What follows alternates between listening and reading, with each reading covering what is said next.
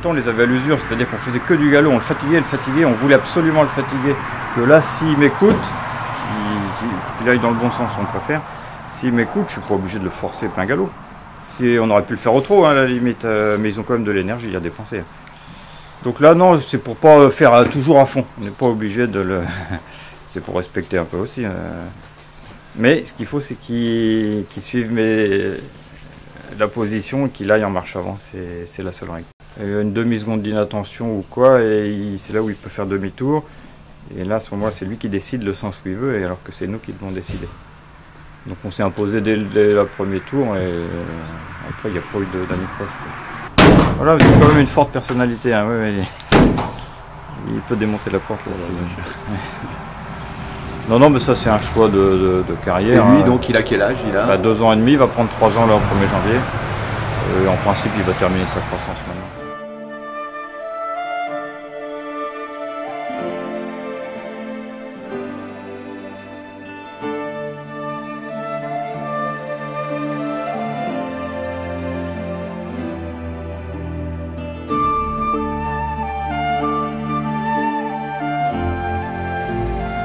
Et vraiment au sol, c'est qu'il baisse la garde, comme un boxeur qui baisse la garde. Donc c'est un message, il nous envoie le message qu'il est d'accord qu'on soit le chef.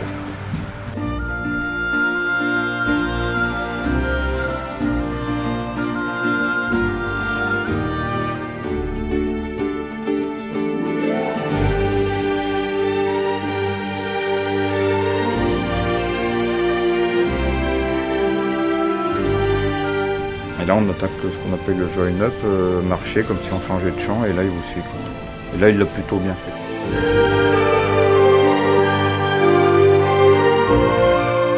En principe il dépasse pas l'épaule, lui il était là, bon, ça c'est une variante, mais non, il a écouté vraiment bien là.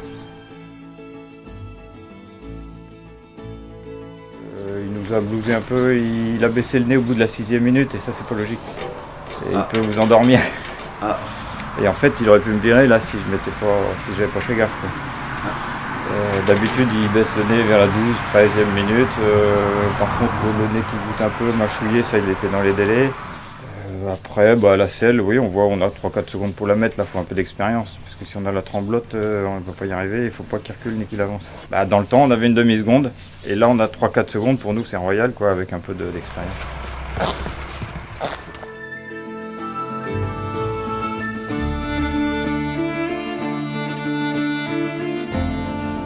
Avant on avait une angoisse, hein, quand il fallait les monter le 9 ou 10e jour, on avait vraiment une angoisse, parce que ça partait en rodéo exactement comme quand on avait ça.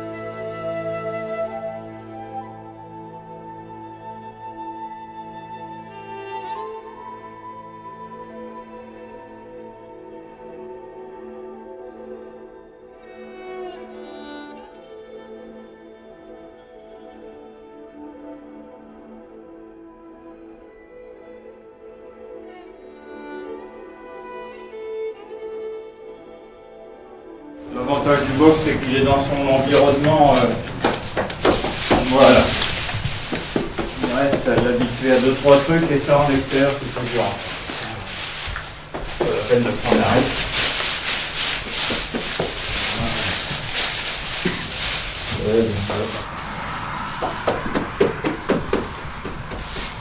Voilà, je me suis trouvé, je trouve un endroit comme ça. Voilà. Ça porte le nom qu'on veut, désensibilisé ou quoi. Voilà.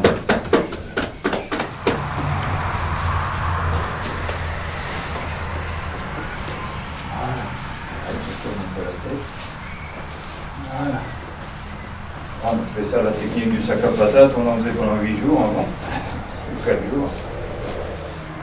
Par contre, je ne m'attendais pas à ce qu'il bouge là au moment de m'asseoir, enfin les 5 minutes avant. Parce qu'il a été plutôt dans les gentils 3/4 de la séance, et au moment de monter dessus, bon, ça a pris 1 minute. Certains appellent ça désensibiliser. C'est que vous le récompensez d'un côté et il faut qu'il accepte qu'il y ait quelque chose sur son dos. C'est le même principe. À partir du moment où on est le chef, il doit tout accepter.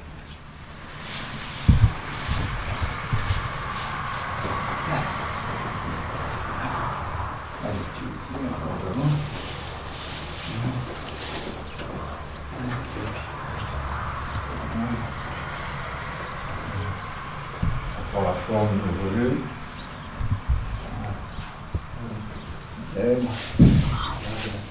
Pas trop que de l'autre côté. Voilà. Donc là, il s'est proposé de questions. Et là, il ne faut pas le stresser. Là, on peut lui parler.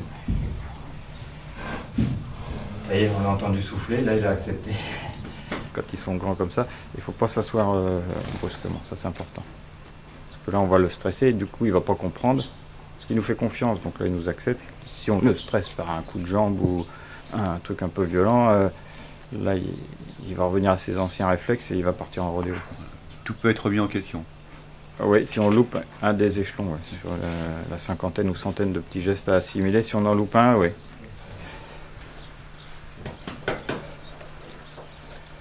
Bon, voilà, on empiète déjà sur les leçons suivantes, on va voir. Allez, essaye. Voilà. C'est facultatif. Allez.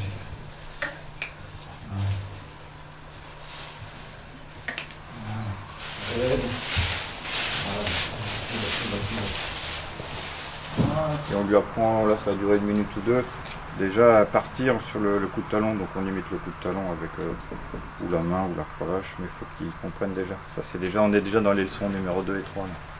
Bon, ça paraît quand même simple. Alors pourquoi on est parti pour une certaine époque à des débourrages, à des dressages de sauvages parce que... Moi j'ai une admiration pour ce gars-là parce que c'est le seul qui a assimilé, on a toujours tourné depuis des générations des chevaux à la longe.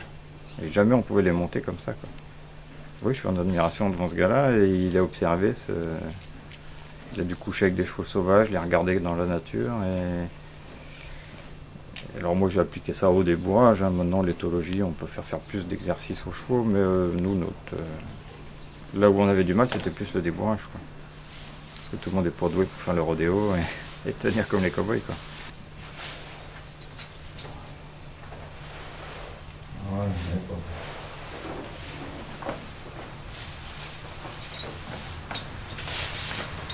Ça c'est loin. Mission accomplie, on est à 40 minutes pile, quoi. Je vais donner un petit peu de temps, je vais récompenser.